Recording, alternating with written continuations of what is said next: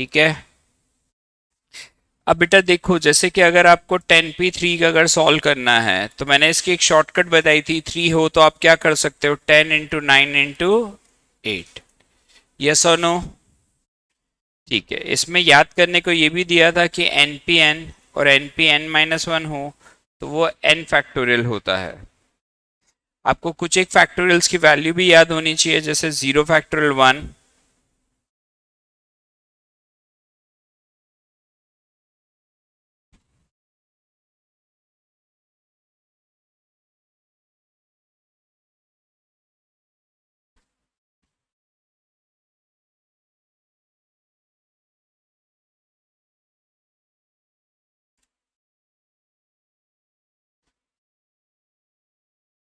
362,880 और 10 फैक्टोरियल।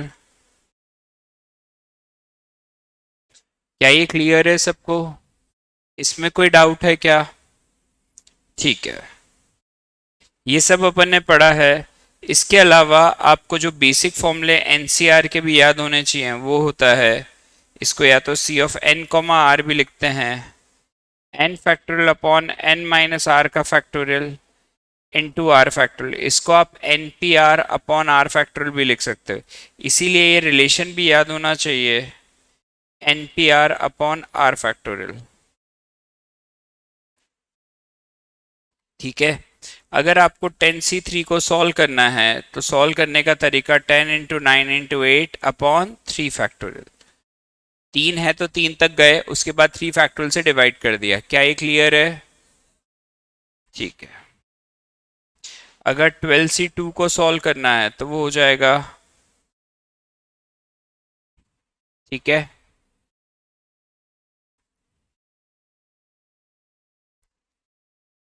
इसके बाद n C r equal to n C n minus r होता है।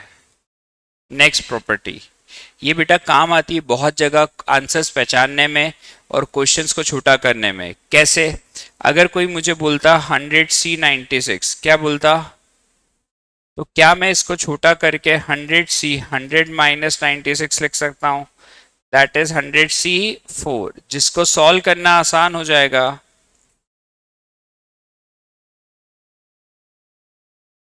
ठीक है।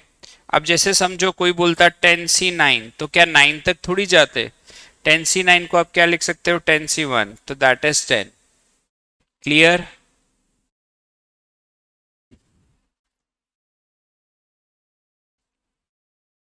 नेक्स्ट जिस पे क्वेश्चन कई बार आया है, if n C x equal to n C y, then बताओ क्या होता है, x plus y is equal to N.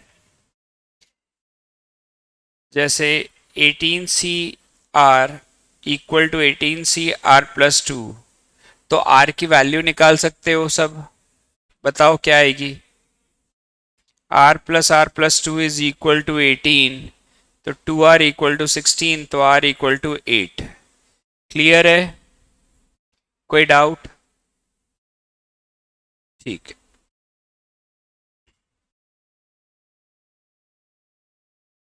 NCR plus NCR-1 equal to क्या होता है, n+1 CR। क्या ये पढ़ा है अपन ने फॉर्मूला? अब इस पे अगर कोई आपको देता है 12C3 प्लस 12C4, सिंपल वाला एग्जाम्पल, तो आंसर क्या आएगा, 13C4 की 13C3? बढ़िया याद है, मतलब 13C4 क्यों आएगा ये क्लियर है? हमेशा बड़ा वाला R होता है, छोटा वाला R-1।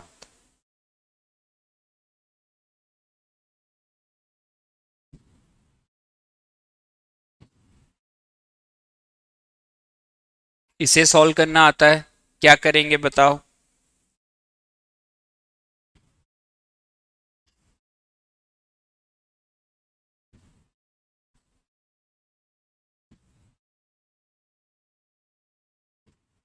तो अलग अलग करेंगे तो ये क्या हो जाएगा, 13C4, 13C5, तो आंसर 14C। क्लियर? अब वो जानबूझ के इस आंसर को बदल सकते हैं, 14C5 को 14C9 भी लिख सकते हैं, हाँ या ना? ठीक है, यहां तक कोई डाउट नहीं है। फिर आपको कुछ एक है ना फॉर्मूलेज याद होने चाहिए, NC0 plus NC1 plus NC2 up to NCN क्या होता है? 2 की पावर n। आप इसे चाहो तो समीशन के फॉर्म में भी लिख सकते हो, NCR where R equal to 0 to n। Yes और नो? अगर ये NC1 NC2 up to NCN होता तो 2 की पावर n-1, R1 से लेकर n तक।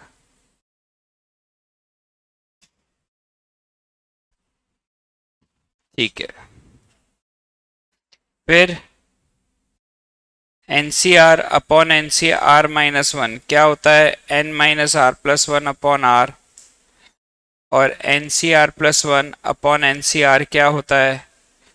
n-r upon r+1। क्या ये क्लियर है?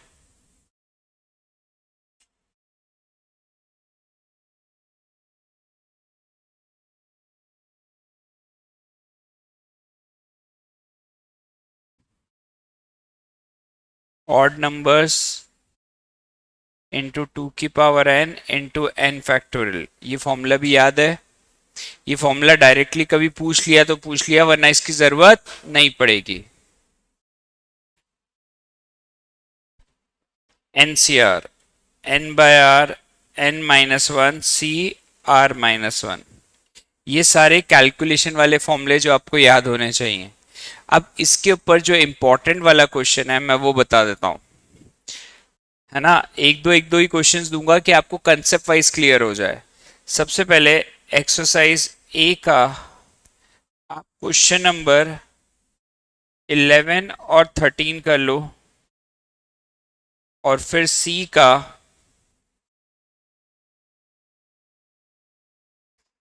4th 7th कर लो।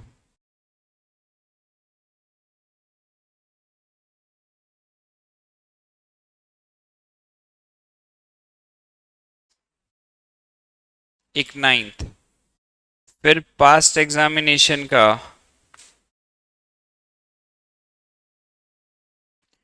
क्वेश्चन नंबर 22, और एक 66 के आसपास होगा जो इंपॉर्टेंट क्वेश्चन है कैलकुलेशन वाला। ये कैलकुलेशन वाले 4-5 क्वेश्चन अपन इसलिए कर रहे हैं कि कंसेप्ट वाइज वो क्लियर हो जाए, फिर अपन आगे बढ़ जाए। सिर्फ 4-5 क्वेश्चन दे रहा हूं, जल्दी से करो।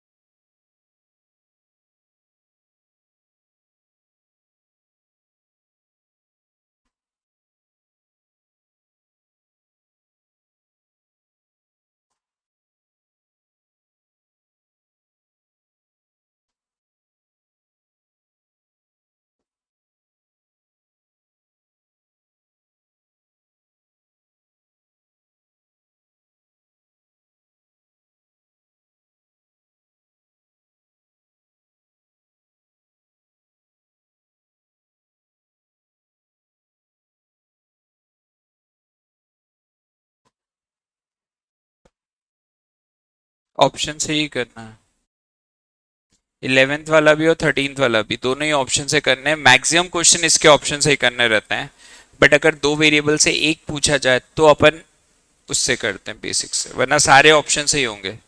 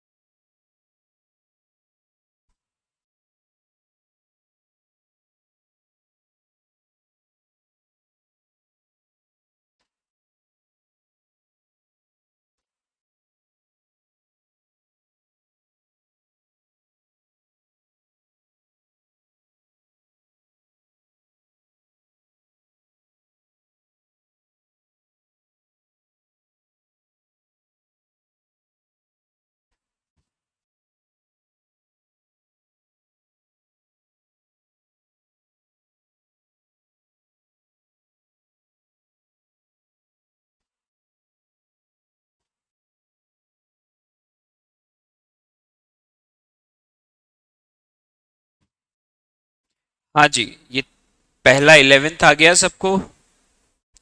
किसी को दिक्कत है क्या 11th में? नहीं।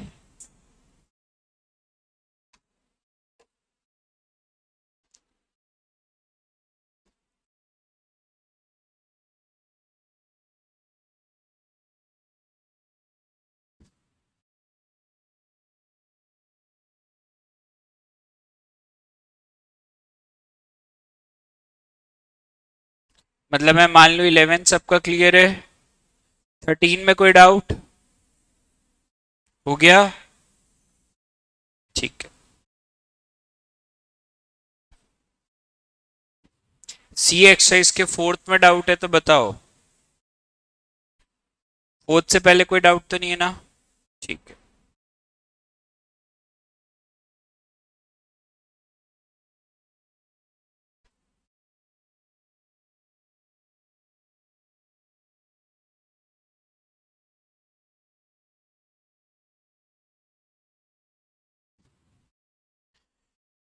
Fourth question. बेटा अपने पास वैल्यूज गिवन है तो क्या अपन ने ये फॉर्मूला पढ़ा है, NCR upon NCR minus one?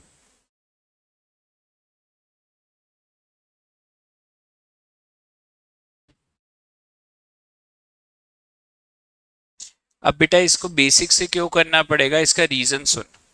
यहाँ पे दो वेरिएबल तेरे पास वैल्यू नहीं है, एन और आर, और पूछा एक गया है। अगर दोनों पूछे जाते तो ये क्वेश्चन आसान हो जाता। दोनों पूछने में क्या फायदा होता कि अपन को दोनों ऑप्शन से वैल्यू मिल जाती, पुट करते और निकाल लेते। ठीक है।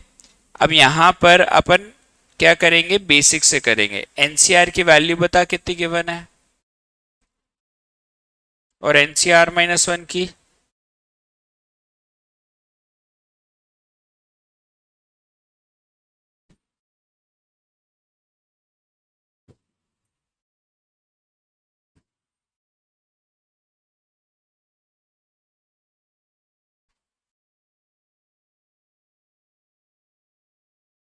एक इक्वेशन, इसकी वैल्यू गिवन है 8/28।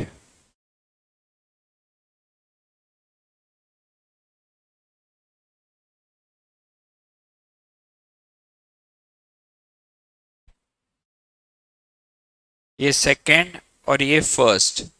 अब दोनों को सॉल्व करना है तो कर सकते हैं। क्या करेंगे, इसमें 7 से मल्टीप्लाई, इसमें 2 से, तो ये हो जाएगा 14 एंड -21 आर इक्वल टू -14।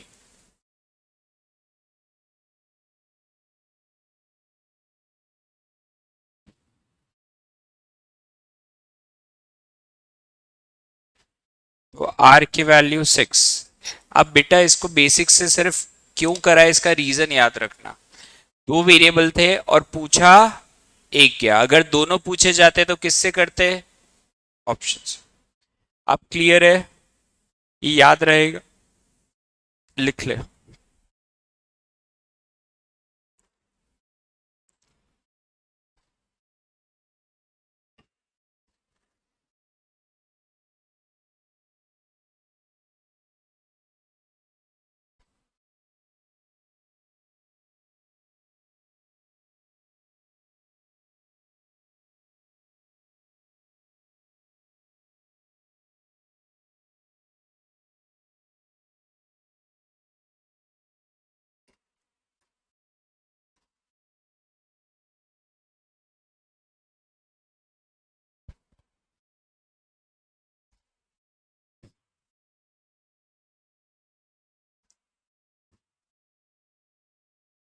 अच्छा, इसके बाद मैंने 7 दिया था, 7th में डाउट है क्या किसी को भी? 7th में डाउट है? नहीं। 9th वाले में? 7th के बाद 9th भी दिया था ना? 9th वाले में डाउट है?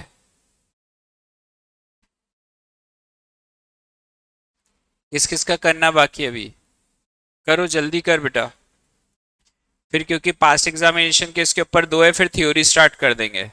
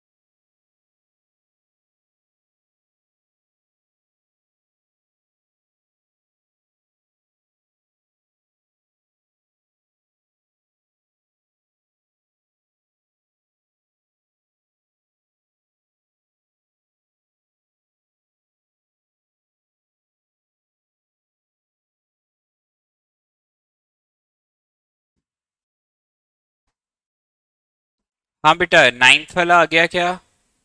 किसी को डाउट? अच्छा, अब मैंने पास्ट एग्जामिनेशंस के क्वेश्चंस आपके पास होंगे, उसमें 22 वाला आ गया क्या?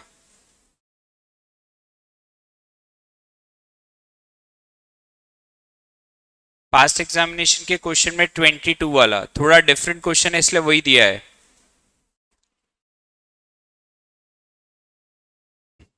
क्वेश्चन का गिवन बता दे बेटा, मैं करवा देता हूँ एक बार, अच्छा रहेगा।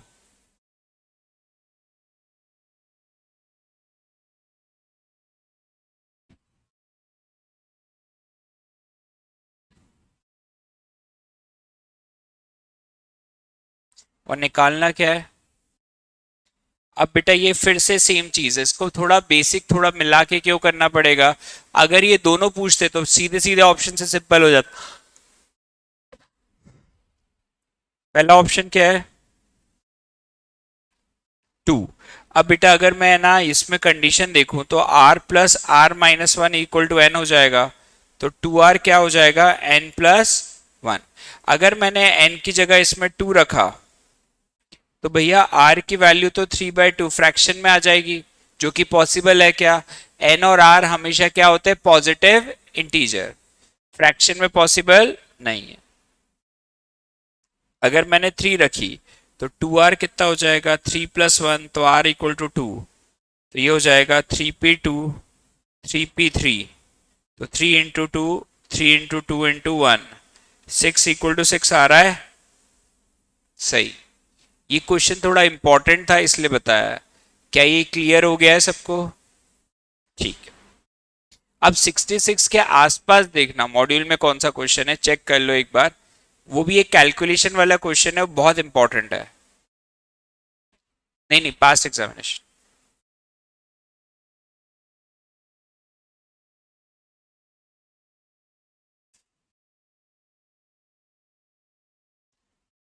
बेटा मेरा नया स्कैनर नहीं, मैं पुराने से ही बता रहा हूँ, इसलिए मैंने शेयर करा हुआ था, उससे देख ले बेटा।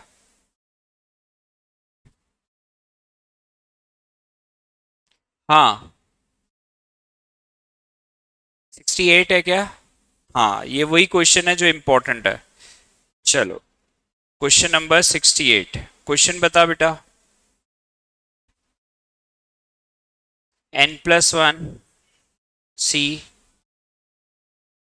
Upon NCR upon n-1 CR-1 equal to क्या गिवन है? 8:3:1, यही गिवन है। अब बेटा इसमें अपन को वैल्यू निकालनी है, पर पूछी एक है, तुम्हारे पास दो चीजें नहीं है n और r, पूछा क्या है? एक। तो यहाँ पे क्या होगा? n+1 CR+1 को आप लिख सकते हो n+1 CR+1 इंटू NCR, और NCR को लिख सकते हो n/r n-1 CR-1।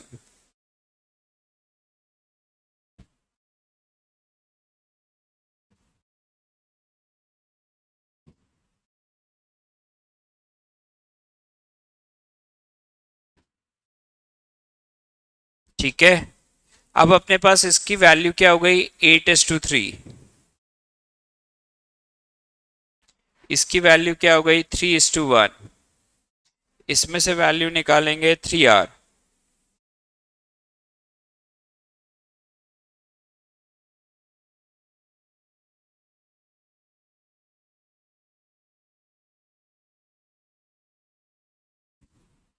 3r put करा तो 5 इक्वल टू r, तो n इक्वल टू 15। समझ में आया? अब आपको ये फॉर्मूला याद होना चाहिए, वरना ये समझ में नहीं आएगा। ये थोड़ा सा इंपॉर्टेंट और डिफिकल्ट क्वेश्चन में से कहलाया था, कैलकुलेशन वाले। इसमें कौन सी प्रॉपर्टी यूज हो रही है जो मैंने अभी लिखवाई? NCR n/r, एक कम कर दो n-1 CR-1। लिखो। वापस करना है, वापस करो।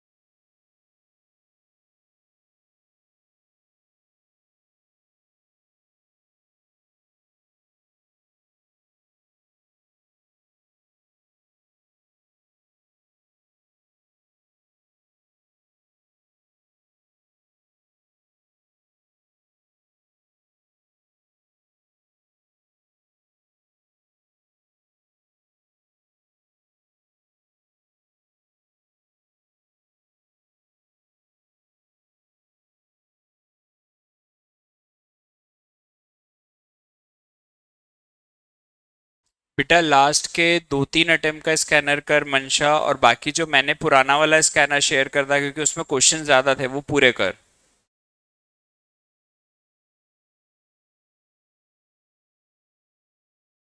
ये हो गए? किसी का लिखना बाकी तो नहीं है?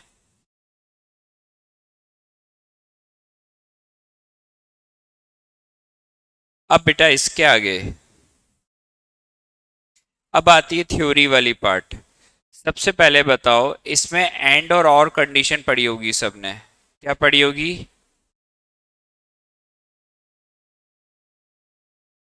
वो सबको मालूम है। एंड में बताओ क्या होता है? मल्टीप्लाई। और में क्या होता है? जैसे अपन ने पढ़ा था, एक बंदे के पास 3 शर्ट 2 ट्राउजर है, वो कितने तरीके से कपड़े पहन के बाहर निकल सकता है? तो पहली शर्ट के साथ पहला ट्राउजर, दूसरा, दूसरी शर्ट के साथ पहला या दूसरा, तीसरी शर्ट के साथ पहला या दूसरा। इसकी जगह पे अपन ने ऐसा करा था, शर्ट एंड ट्राउजर दोनों हैं, तो शर्ट्स के कितने हैं? 3। एंड है तो क्या करेंगे? मल्टीप्लाई। क्या वही 6 केस बन जाएंगे? अच्छा, और कंडीशन में अपन ने क्या पढ़ा था कि एक बंदे के पास 2 कार और 3 टू व्हीलर है।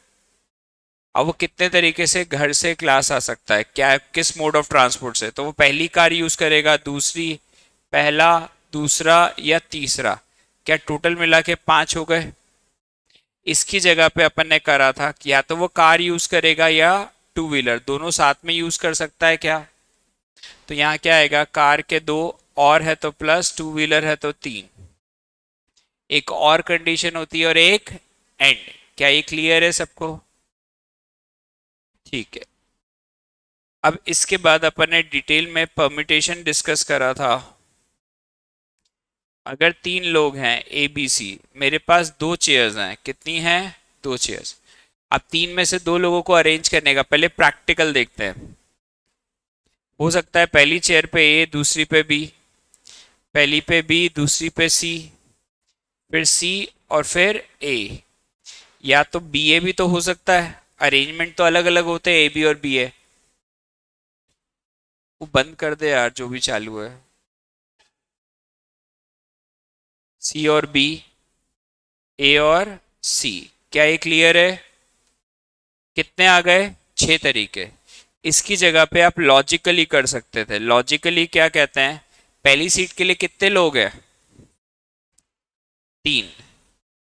दूसरी सीट के लिए कितने बचे? तो 3 टू ज़ा, ये भी एक लॉजिक है। इसकी जगह पे आप ऐसा भी कर सकते थे कि एनपीआर फॉर्मूला लगाओ। एन का मतलब टोटल नंबर ऑफ क्या होता है? पर्सन्स और थिंग्स। और आर का मतलब होता है नंबर ऑफ पर्सन और things to be arrange.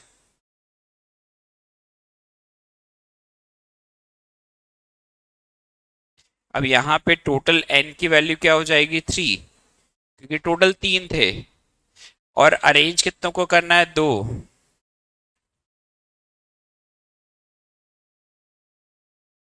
Answer. क्या ये क्लियर है? कोई डाउट? लिखो इसे।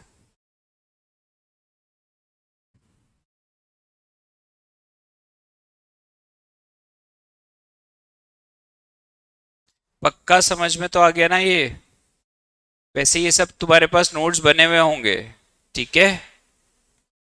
चलो, इसके बाद परमिटेशन में अपन ने एक फैमिली वाला एग्जांपल लिया था, हस्बैंड वाइफ और उनके 3 बच्चे। याद है? अगर ये पांचों लोग मूवी देखने जाते हैं तो टोटल नंबर ऑफ वेज क्या हो जाएंगे? 5p5, 5 factorial, that is 120। इसमें अपन ने एक एग्जांपल लिया था, अगर कोई आपको word they they computer, the number of possible arrangement of the word computer, तो देर आर 8 पॉसिबिलिटीज। तो 8 फैक्टोरियल आएगा। 8 अल्फाबेट्स है तो 8p8, that is 8 factorial. Answer is 40320। But इसमें अगर कोई वर्ड बोल देता कि रीअरेंज करो, क्या करो? रीअरेंज, तो अपना क्या आंसर आता कंप्यूटर वर्ड में? 8p8, that is 8 factorial -1। -1 क्यों करते? रीअरेंज बोला है तो मतलब एक तरीके से तो अरेंज है, उसके अलावा, इसीलिए वो -1 होता है रीअरेंजमेंट में। ठीक है। अब बेटा इसमें एक कंडीशन थी कि अगर husband will sit on first place, अब बोल दिया है कि husband will sit on first place, तो क्या होगा अरेंजमेंट बताओ, क्या होगा? सबसे पहले हमेशा एक रूल याद रखो, जिसके बारे में जिसकी कंडीशन गिवन हो सबसे पहले उसे अरेंज करते हैं। तो husband will sit on first place, तो भैया पहली प्लेस कितनी, एक, पति देव भी एक ही है, तो उनका हो गया 1P1, एक ही होते हैं आजकल नहीं। तो क्या हो गया, इनटू में क्या आ गया, 4P4 रिमेनिंग, तो ये क्या आ जाएगा आपका 1 × 4 फैक्टोरियल, तो दैट इज 24। क्या ये क्लियर है? अब ऐसे में ही अगर कोई आपको वर्ड्स में पूछ लेता, in a word Monday the number of word starting with M, in a word Monday the number of word starting with M, तो एम तो फिक्स हो गया, तो दैट इज 1P1, बाकी रिमेनिंग 5, तो 5P5।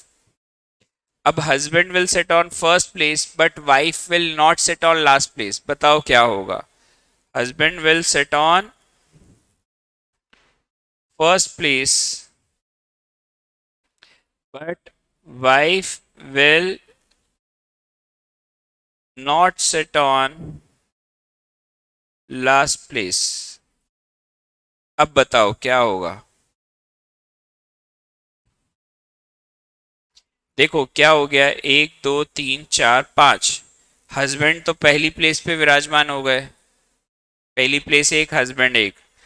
हाँ, अब वाइफ, वाइफ आखिरी में बैठने से मना कर दिया, पहली पे बैठा नहीं सकते, गोद में बिठाना अलाउ नहीं है, तो क्या हो गया वाइफ का, 1 2 3, तो क्या होगा 3P1, तो वाइफ भी बैठ गई।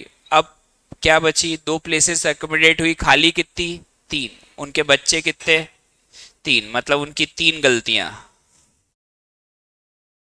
ठीक है, आ गया कि नहीं आया? तो ये समझ में आ गया। सेम क्वेश्चन आपको पूछा हुआ है वर्ड्स के फॉर्म में, in a word Monday the number of words starting with M but do not end on N, M से स्टार्ट हो पर एन पे एंड ना हो, तो बताओ क्या होगा? उसमें 6 अल्फाबेट्स है, तो एम तो फर्स्ट पे आ गया 1P1, एन का क्या होगा 4P1, क्यों? क्योंकि आखिरी में नहीं हो सकता, फर्स्ट पे नहीं हो सकता, और रिमेनिंग 4P4, तो आंसर वुड बी 96। क्लियर है? कोई डाउट तो नहीं है इसमें? ठीक है, ये याद तो है ना सारे एग्जाम्पल्स? अच्छा, अब इसमें अगर बोला जाता husband wife will sit on odd places,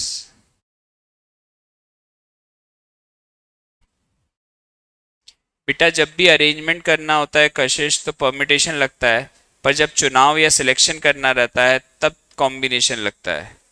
ध्यान से पढ़ेगी तो आ जाएगा, वो इतनी बड़ी प्रॉब्लमेटिक सिचुएशन है नहीं। यहाँ पर सीधी सीधी बात है, अरेंज कर रहे हैं, बिठा रहे हैं, तो परमिटेशन लगेगा। ठीक है, अभी कॉम्बिनेशन के भी तो करेंगे, देखना दोनों में क्वेश्चंस में फर्क है। Husband wife will set on odd places, अब बताओ इसका आंसर क्या होगा? ऑड प्लेसेस कितनी हैं? हस्बैंड वाइफ दो, और रिमेनिंग तीन, तो 3P3। क्लियर है? जैसे in a word failure the vowels occupy odd places, in a word failure. अब ये कितनी है, 1 2 3 4 5 6 7,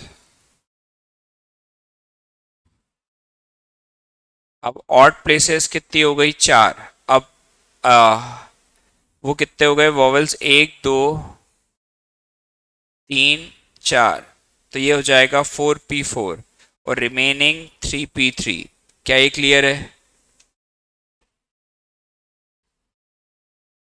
हाँ बेटा, वो बार बार ब्लिंक हो रहा है, कुछ नहीं कर सकता बेटा मैं उसका।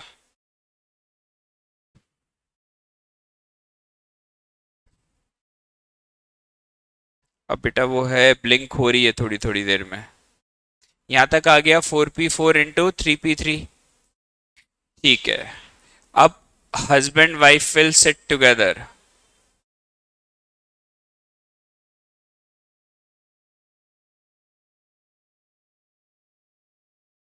Husband wife will sit together, तीसरी के बाद चौथी गलती। तो क्या होगा? एक, दो और तीन। तो यहां पे क्या आ गया? एक, दो, तीन, चार, 4p4। अब हस्बैंड वाइफ का इंटरनल भी अरेंजमेंट होगा कि नहीं होगा? होगा। तो वो क्या होगा? क्या ये याद है? ठीक है। अगर इसमें ही बोला जाता चिल्ड्रंस विल सिट टुगेदर, तो क्या होता?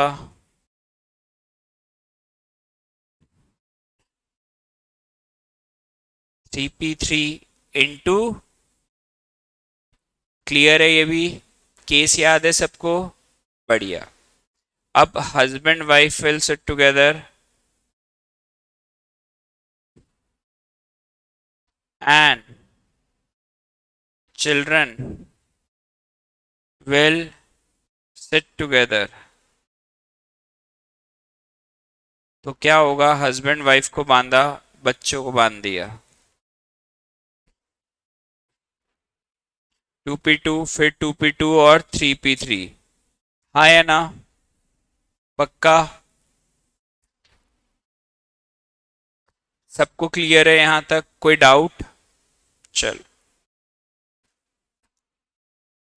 अब ये अपने केसेस थे जो अपन ने पढ़े थे। इसके अलावा अपन ने पढ़ा था कि कोई अगर अल्फाबेट रिपीट होता है तो अपन ने क्या पढ़ा था? पुराने जैसा ही कंसेप्ट होता है। एप्पल को अगर अरेंज करना तो 5p5, बस लास्ट में p कितनी बार है तो डिवाइड में। अगर इसी में बोल दिया जाता है कि both the p are together, तो सेम कंसेप्ट जो अपन ने पढ़ा हुआ है, एक, दो, तीन, चार, पुराना 4p4 और इंटरनल 2p2, बस आखिरी में क्या देखना है? p कितनी बार है तो डिवाइड में। क्लियर? बाकी कोई नई चीज नहीं है। ये याद है सबको? ठीक है। इसके बाद जैसे अगर वर्ड होता एग्जामिनेशन,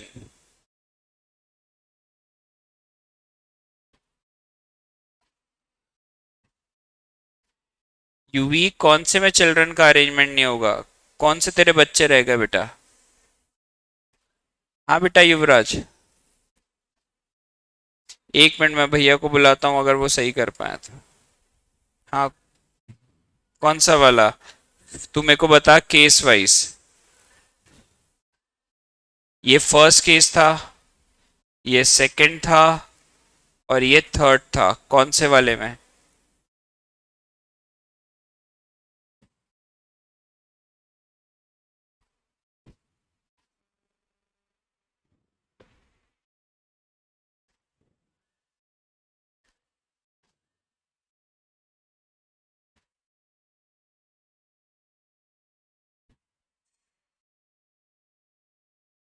बेटा वो 2p2 तो ग्रुप के कारण हुआ, दो ग्रुप है, एक और दो, है ना? और फिर 2p2 हस्बैंड वाइफ का हुआ और 3p3 चिल्ड्रंस का हुआ।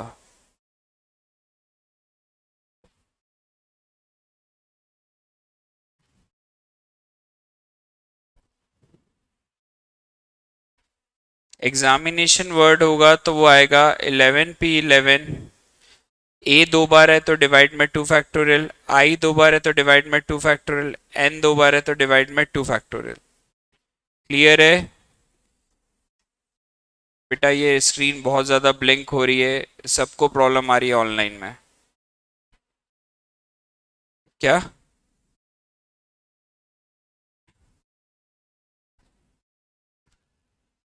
तो शिफ्ट कर दे फिर भाई, वो अच्छा रहेगा। हाँ आ जा, जल्दी आ। वो कर नहीं पाएगा यार, फिर तू कहाँ चला गया? क्या लेने? तू क्यों गया? जो क्लास लगा सकता उसको भेजता, जिसको आता नहीं काम। क्या नहीं मालूम था वो? क्या गूगल नहीं सर्च कर सकता था? हैं? अब क्लास के बीच में क्या करूं मैं? वो देख लेना, वो लगा नहीं पाएगा, फिर बोल देना नाटा सर को, वो आके लगा लेंगे।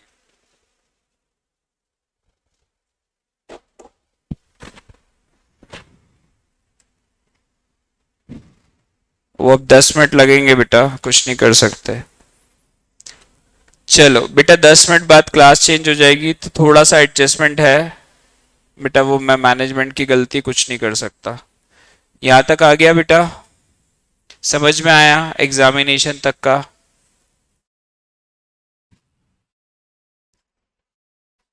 इसके बाद बेटा, इसके बाद आता है, अपन ने एक और पढ़ा था 5 बॉयज और 3 गर्ल्स वाला केस। क्या हो गया, किसको जगह कम पड़ी? 5 बॉयज 3 गर्ल्स, इसमें दो पॉसिबिलिटी है। अगर कोई बोले all girls do not sit together, पहला केस। सारी लड़कियां साथ में ना बैठे, तो किसी को आता है कैसे करते हैं? क्या करेंगे? बॉयज को बीच में बैठा देंगे, कुछ को तू गोदी में बिठा लेना। इस वाले केस में करा था टोटल 8p8 माइनस टुगेदर, क्योंकि सारी लड़कियां साथ में नहीं होनी चाहिए, तो that would be 6p6 into 3p3। ये वो वाला केस है। उन्होंने कहा सारी साथ में नहीं होनी चाहिए। क्या ये क्लियर हुआ?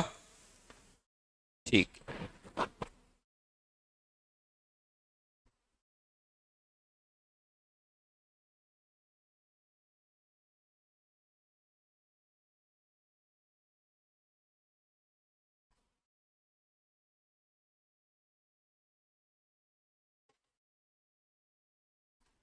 ठीक है, 8p8 इन माइनस 6p6 क्यों हुआ?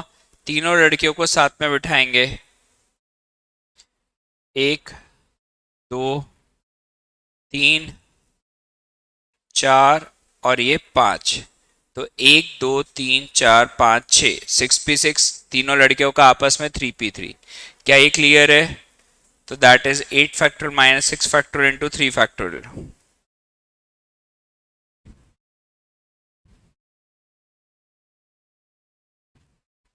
क्या ये समझ में आ गया? ठीक है। इसके अलावा सेकंड केस ये है, no two girls sit together, कोई दो लड़कियां भी साथ में ना बैठे, तो बताओ क्या होगा? हाँ, अब बता। अब वो मेथड लगेगी, उसे कहते हैं गैप मेथड, बीच में जगह देना, है ना? जब तू तेरी बहनों को जगह देगा। अच्छा, तू भाई नहीं है?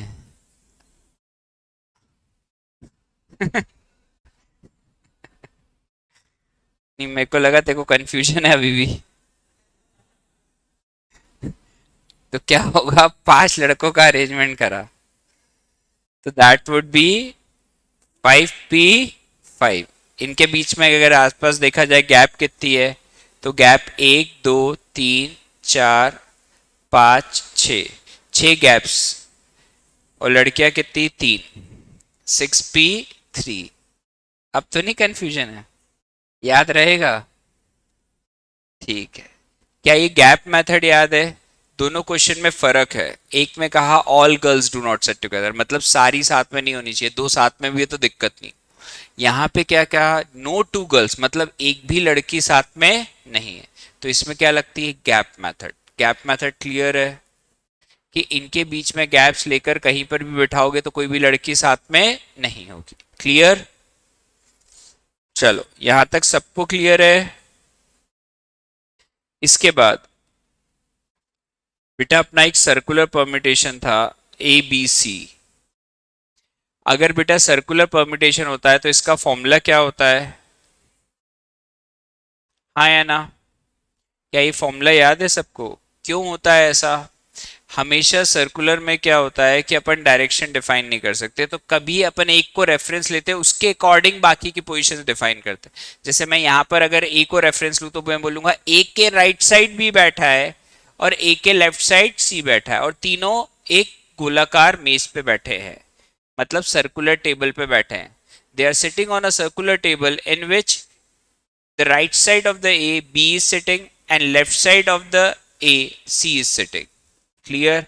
तो अपन क्या कर रहे हैं, ए को रेफरेंस लेके एक्सप्लेन कर रहे हैं, तो एक को फिक्स करा जाता है, बाकी का अरेंजमेंट किया जाता है। इसीलिए इसका फॉर्मूला क्या होता है, n माइनस वन का फैक्टोरियल। तो ये हो गया 3 माइनस वन का फैक्टोरियल। क्लियर? कोई डाउट? ठीक है। अगर ऐसे ही 7 फ्रेंड्स होते तो 7 फ्रेंड्स का सर्कुलर टेबल पे अरेंजमेंट क्या होता? 6 फैक्टोरियल। अब उसमें कंडीशन डालते हैं अपन, when best two best friends will always sit together.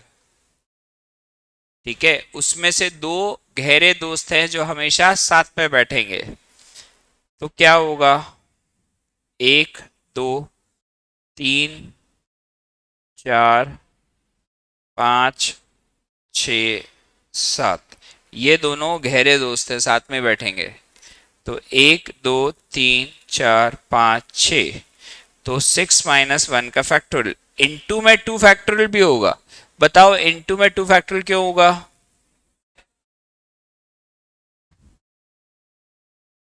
Clear है? समझ में आया?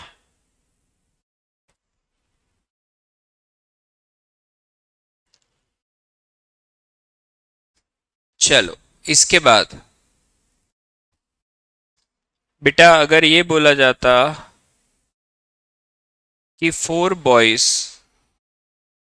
4 girls sitting on a circular table in which no two girls are sitting together, no two girls are sitting together, करो।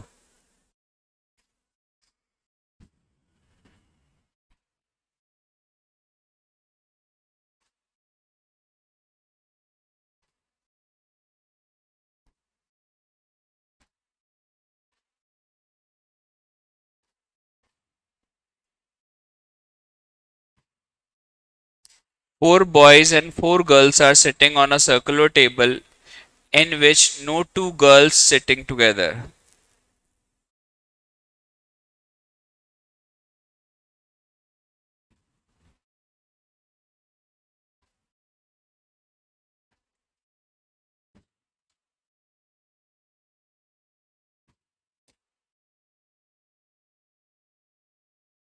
अजय बिल्कुल सही बेटा। क्या, जोर से बोल।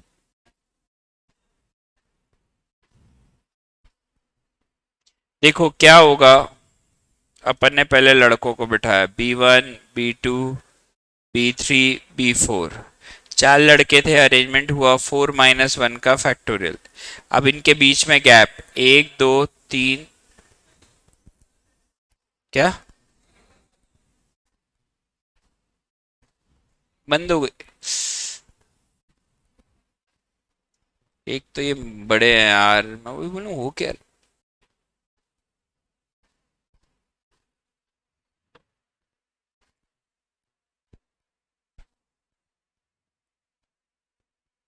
उस गधे से पूछता हूँ कितनी देर है भाई।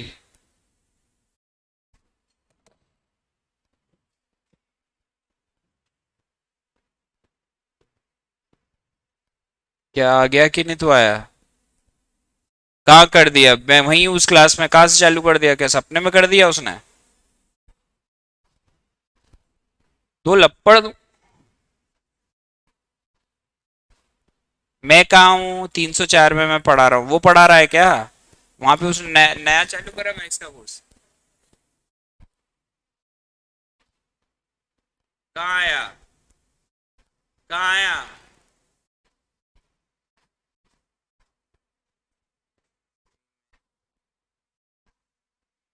से एक है यार।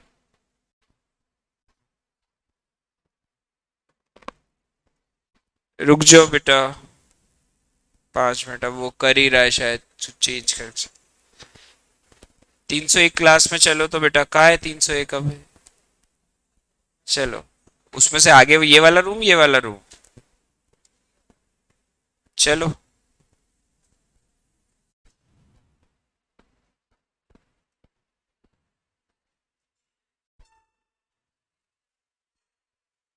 बेटा वापस है ना, मैं उस क्लास में, क्लास चालू हो जाएगी, फिर स्टार्ट कर रहे हैं बेटा यहीं से।